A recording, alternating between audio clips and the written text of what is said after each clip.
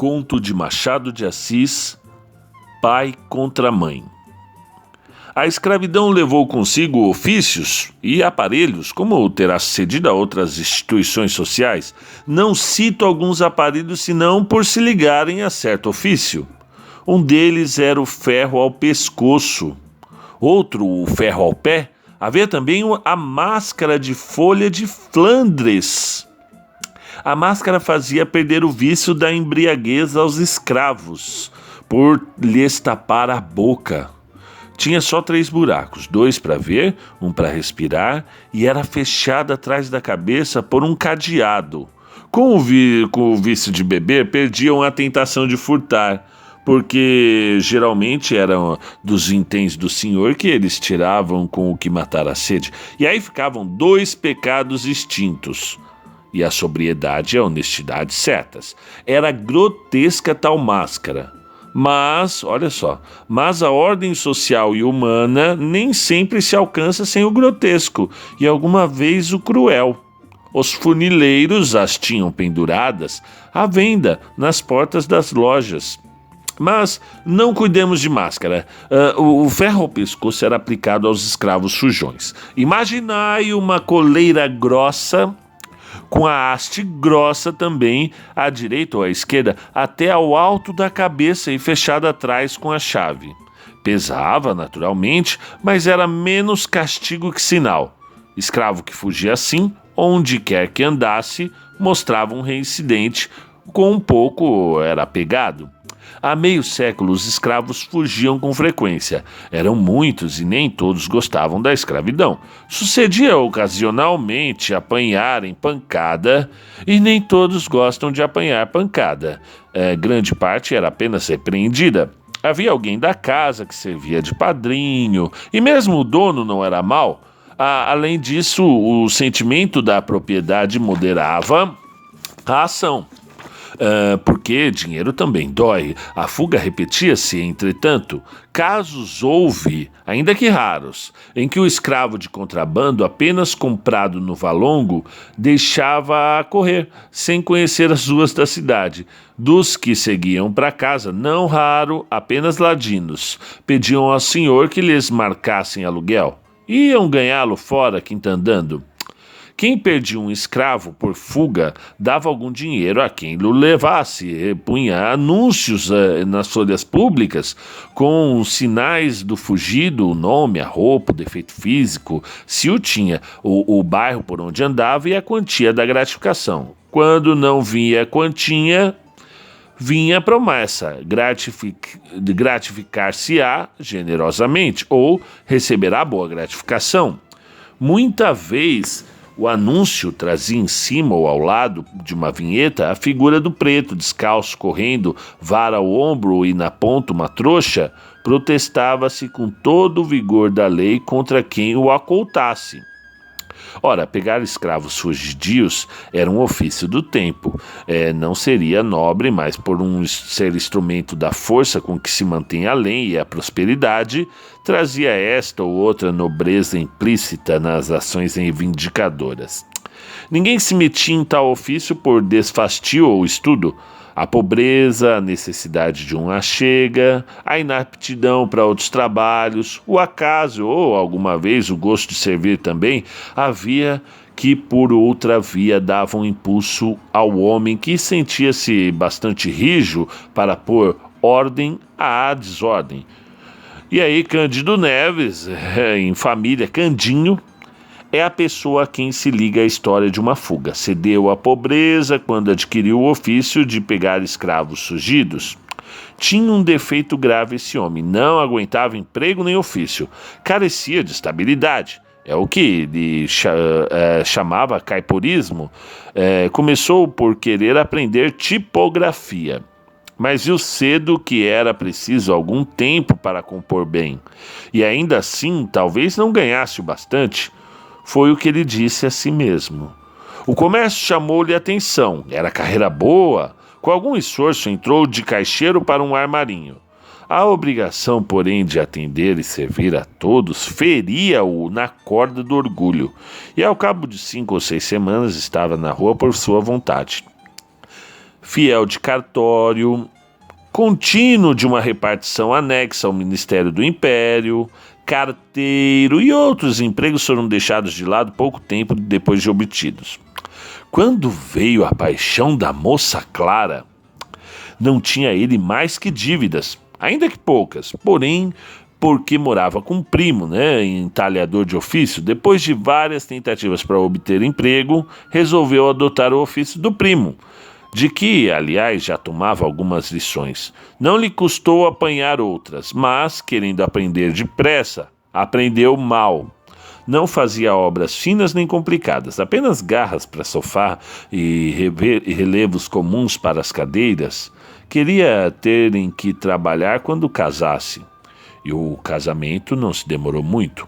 Contava 30 anos, Clara 22. Ela era órfã, morava com uma tia, Mônica, e cozia com ela.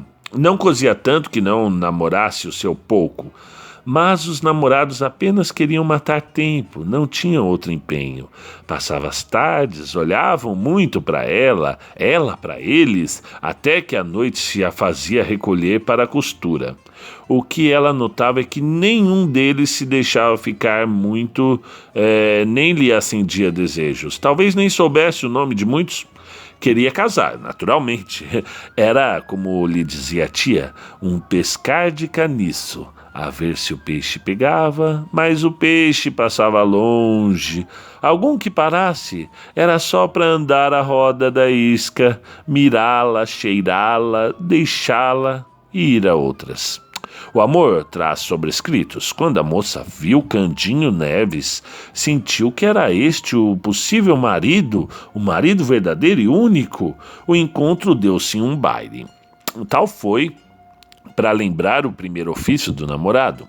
Tal foi a página inicial daquele livro, que tinha de sair mal composto e pior brochado. O casamento fez-se 11 meses depois, e foi a mais bela festa das relações dos noivos. Amigas de Clara, menos por amizade que por inveja, tentaram arredá-la do passo que ia dar. Não negavam gentileza do noivo, nem o amor que lhe tinha, nem ainda algumas virtudes. Diziam que era dado em demasia a patuscadas. Porém, pois ainda bem, replicava a noiva. Ao menos não caso com defunto. Não defunto, não, mas é que não diziam o que era.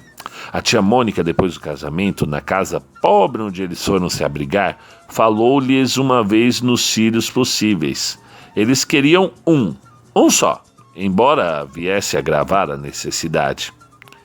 Vocês, se tiverem um filho, morrem de fome, disse a tia sobrinha. Nossa Senhora nos dará de comer, acudiu Clara. Tia Mônica devia ter-lhes feito a advertência ou a ameaça quando ele foi pedir a mão da moça, mas também ela era amiga de patuscadas e o casamento seria uma festa, como foi. A alegria era comum aos três. O casal ria de propósito de tudo. Os mesmos nomes eram objeto de trocados: Clara, Neves, Cândido. Não davam que comer, mas davam que rir, e o riso dirigiria-se sem esforço. Ela cozia agora mais, ele saía a empreitadas de uma coisa ou outra, não tinha emprego certo, nem por isso abriram mão do filho. O filho é que, não sabendo daquele desejo específico, deixava-se estar escondido na eternidade. Um dia, porém, deu sinal de si a criança. Varão ou fêmea, era fruto abençoado que viria trazer ao casal a suspirada aventura. Tia Mônica ficou desorientada. Cândido e Clara riram dos seus sustos. Deus nos há de ajudar, titia, insistia a futura mãe. A notícia correu à vizinhança, não houve mais que espreitar a aurora do dia grande. A esposa trabalhava agora com mais vontade, e assim era preciso, uma vez que, além das costuras pagas, tinha de ir fazendo retalhos o enxoval da criança. A força de pensar nela vivia já com ela. Media-lhe fraldas, cosia-lhe camisas, a porção era escassa, os intervalos longos. Tia Mônica ajudava, é certo, ainda que de má vontade. Vocês verão a triste vida, suspirava ela. Mas as outras crianças não nascem também? Perguntou Clara. Nascem e acham que sempre alguma coisa certa há de comer, ainda que pouco. Certa como? Certa, um emprego, um ofício, uma ocupação, mas em que é que o pai dessa infeliz criatura que aí vem gasta o tempo? Cândido Neves logo soube daquela advertência e foi ter com a tia, não áspero, mas muito menos manso do que de costume, e lhe perguntou se algum dia deixara de comer. A senhora ainda não jejuou senão pela Semana Santa, e isso mesmo quando não quer jantar comigo. Nunca deixamos de ter o nosso bacalhau. Bem sei, mas somos 3. Seremos 4. Não é a mesma coisa. Que quer então que eu faça, além do que faço? Alguma coisa certa. Veja o marceneiro da esquina, o homem do armarinho, o tipógrafo que casou sábado. Todos têm emprego certo. Não fique zangado. Não digo que você seja vadio, mas a ocupação é que escolheu é vaga. Você passa a semana sem vintém. Sim, mas lá vem uma noite em que compensa tudo até de sobra. Deus não me abandona, e preto fugido sabe que comigo não brinca. Quase nenhum resiste, muitos entregam-se logo. Tinha glória nisso. Falava da esperança como um capital seguro. Daí a pouco ria, e fazia rir a tia, que naturalmente era alegre, e previa uma patuscada no batizado. Cândido Neves perdera já o ofício de entalhador. Como abrir a mão de muitos outros, melhores ou piores, pegar escravo fugido trouxe-lhe um encanto novo. Não obrigava a estar longas horas sentado, só exigia força, olho vivo, paciência, coragem e um pedaço de corda. Cândido Neves lia os anúncios, copiava-os, metia-os no bolso e saía às pesquisas. Tinha boa memória, fixado os sinais e o costume de um escravo fugido, gastava pouco tempo em achá-lo, segurá-lo, amarrá-lo e levá-lo. A força era muita, a agilidade também.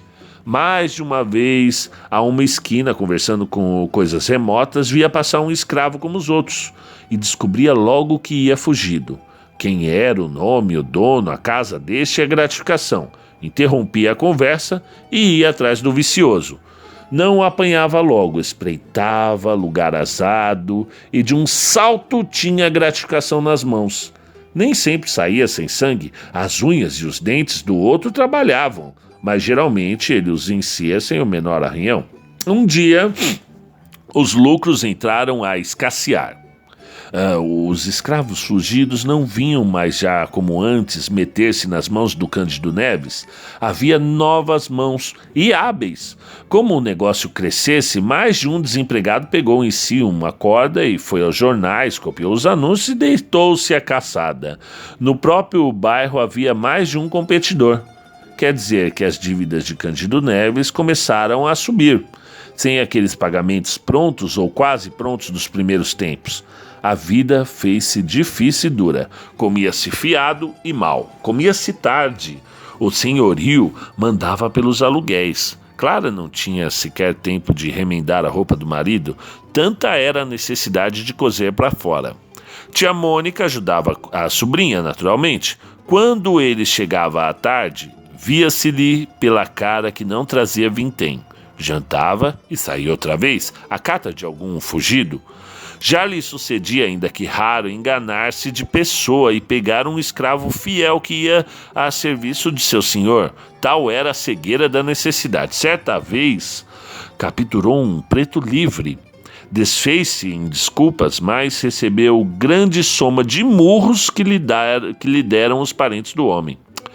É o que faltava, exclamou a tia Mônica ao vê-la entrar e depois de ouvir narrar o equívoco com suas consequências.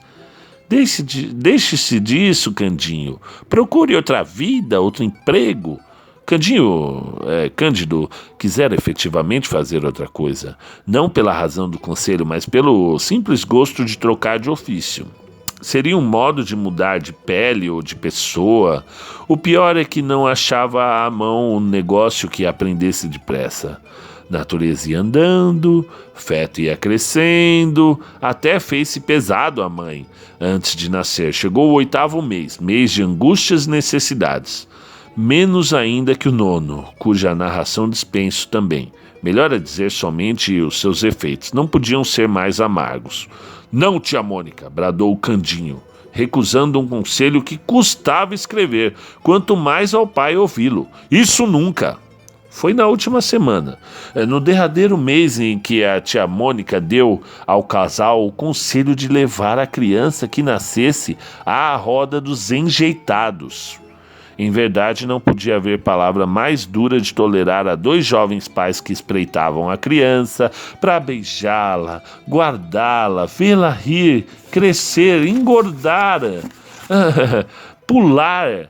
Enjeitar o quê? Enjeitar como? Candinha arregalou os olhos para a tia e acabou dando um murro na mesa de jantar. A mesa, que era velha, desconjuntada e esteve quase a se desfazer inteiramente. Clara interveio. Titia não fala por mal, Candinho. Por mal? Replicou a tia.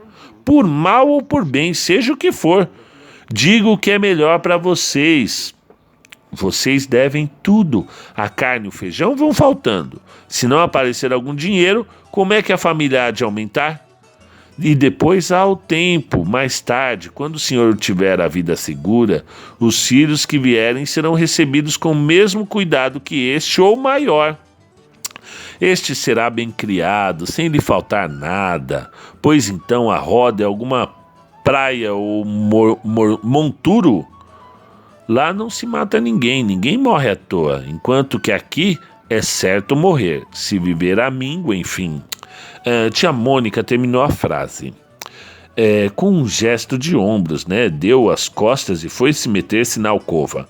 Tinha já insinuado aquela solução, mas era a primeira vez que fazia com tal franqueza e calor. Crueldade, se prefere. Clara estendeu a mão ao marido. Como amparar-lhe o ânimo? Cândido Neves fez uma careta, chamou a tia de maluca em voz baixa. A ternura dos dois foi interrompida por alguém que batia a porta. Quem é? Perguntou o marido. Sou eu. Era o dono da casa, credor de 3 meses de aluguel que vinha em pessoa a ameaçar o inquilino.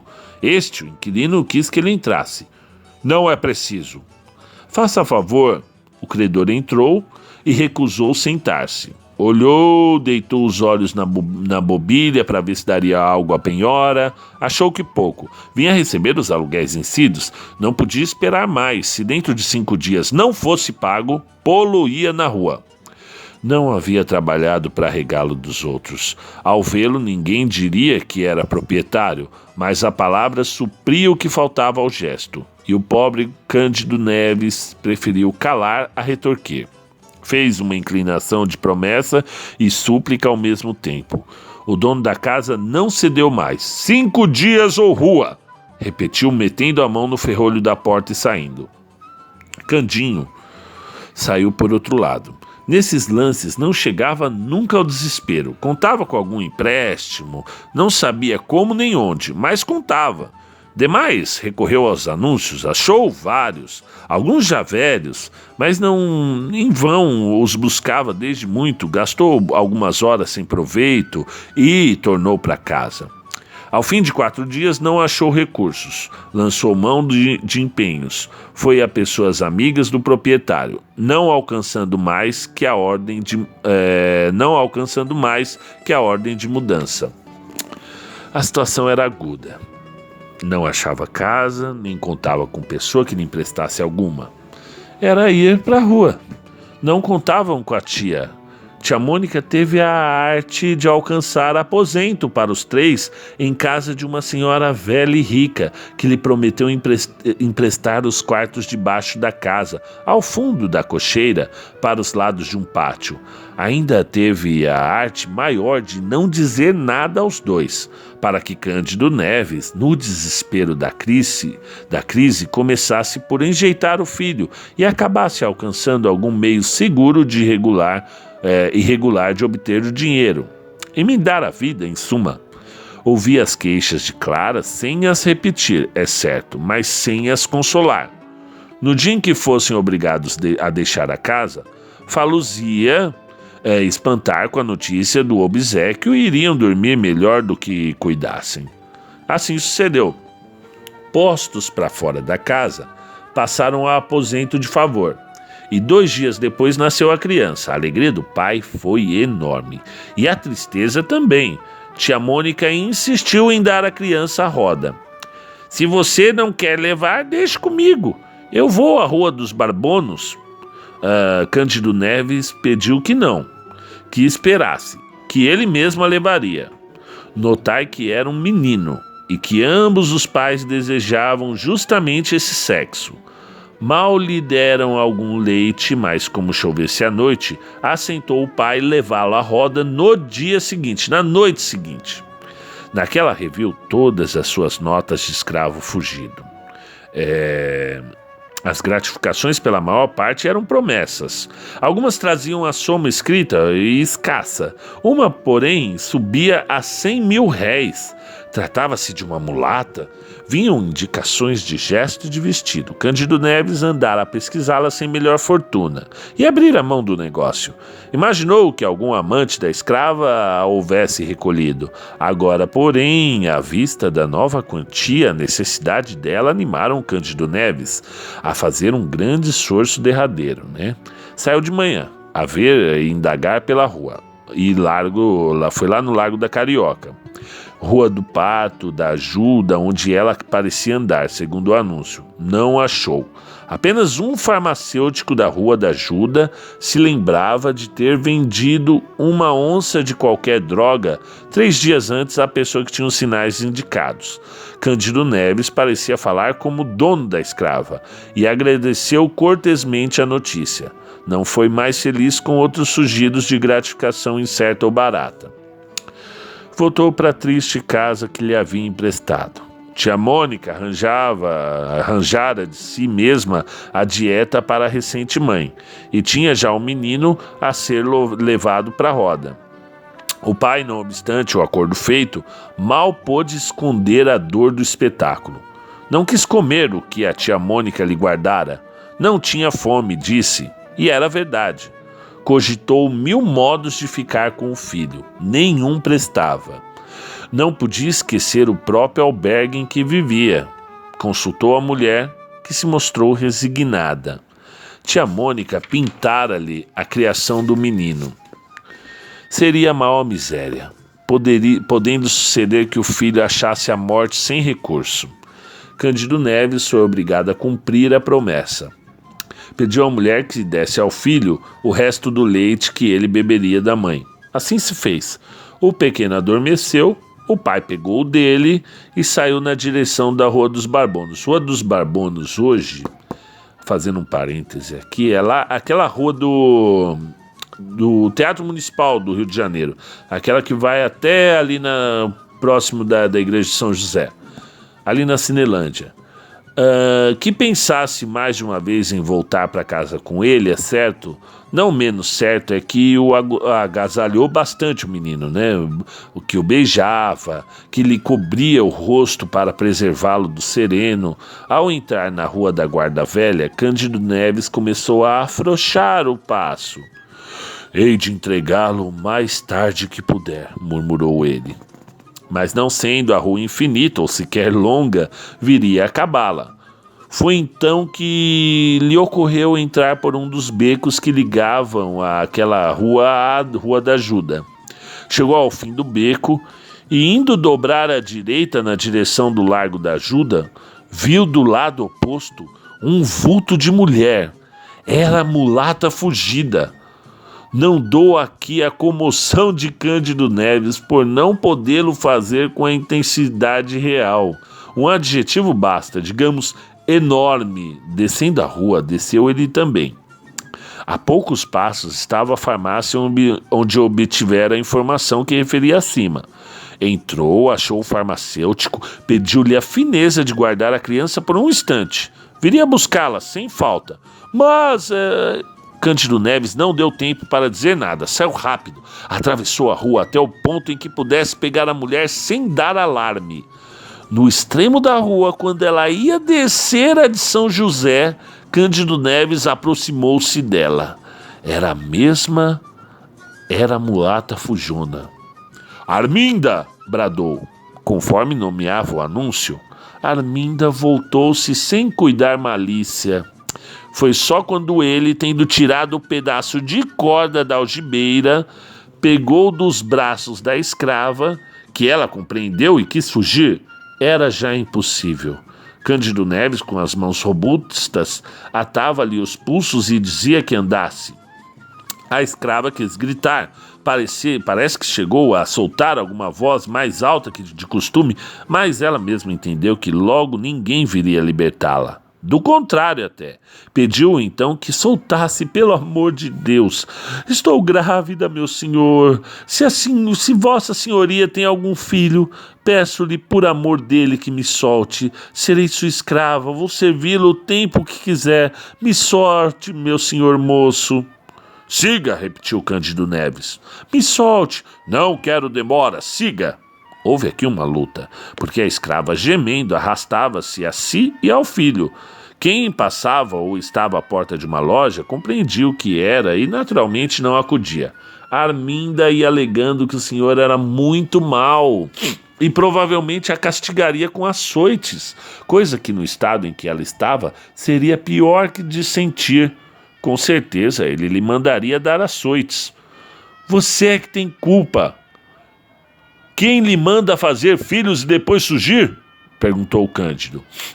Não estava em maré de riso por causa do filho que lá ficava na farmácia à espera dele. Também é certo que não costumava dizer grandes coisas. Foi arrastando a escrava pela Rua dos Ourives em direção da alfândega onde residia o senhor. Na esquininha ali, a luta cresceu. A escrava pôs os pés à parede, recuou com grande esforço, inutilmente. O que alcançou foi, apesar da casa ser próxima, gastar mais tempo em lá chegar do que devera. Chegou, enfim, arrastada, desesperada, arquejando. Ainda ali ajoelhou-se, mas em vão. O senhor estava em casa. Acudiu ao chamado e ao rumor. Aqui está a Fujona, disse Cândido Neves. É ela mesma.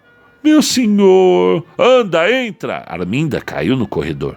Ali mesmo o senhor da escrava abriu a carteira e tirou 100.000 de gratificação. Cândido Neves guardou as 2 notas de 50.000, enquanto o senhor novamente dizia para a escrava que entrasse. No chão onde jazia, levada pelo medo e a dor, e após algum tempo de luta, a escrava abortou. O fruto de algum tempo entrou sem vida nesse mundo, entre os gemidos da mãe e os gestos de desespero do dono. Cândido Neves viu todo esse espetáculo. Não sabia que horas eram.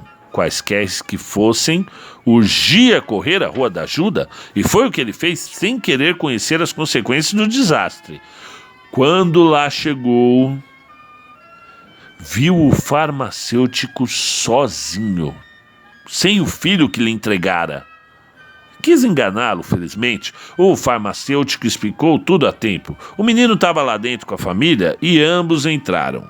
O pai recebeu o filho com a mesma fúria com que pegava a escrava Fujona de há pouco tempo. Fúria diversa, naturalmente. Fúria de amor. Agradeceu depressa e mal e saiu às carreiras. Não para a roda dos enjeitados, mas para casa de empréstimo com o filho e os 100.000 de gratificação. Tia Mônica, ouvida da explicação, perdoou a volta do pequeno, uma vez que trazia os 100.000. Disse, é verdade, algumas palavras duras contra a escrava, por causa do aborto, além da fuga. Cândido Neves, beijando o filho, entre lágrimas verdadeiras, abençoava a fuga e não se lidava do aborto. Nem todas as crianças vingam, bateu-lhe o coração.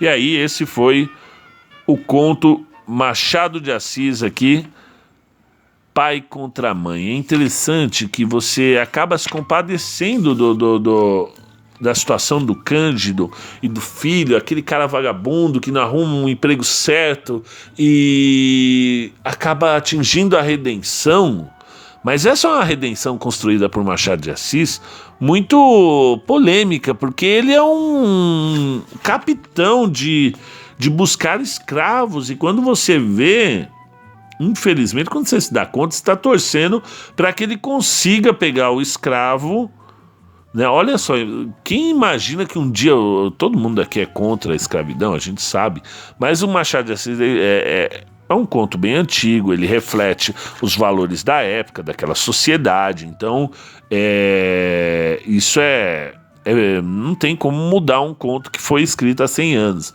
mas quando você se vê, se coloca na posição de um pai, deixando seu filho ali na rua para ser adotado, para ser recolhido por alguém, né? A roda dos enjeitados, você torce para que aconteça alguma coisa que desfaça esse mal, né? E infelizmente essa coisa que é o que ocorre é algo terrível, né? Que ele pega a escrava e ela perde o filho, né? E você imagina aquele Rio de Janeiro antigo, né? A Rua dos Barbonos, que hoje é a Euclides de Alvarenga, se eu não me engano. E, cara, meu, é muito, muito, muito complexo esse conto. Gostaram? É isso aí. Conta um conto, aproveite, você gostou, indique para os amigos, se inscreva aí no canal, que toda semana eu vou trazer um conto diferente. Até mais, pessoal!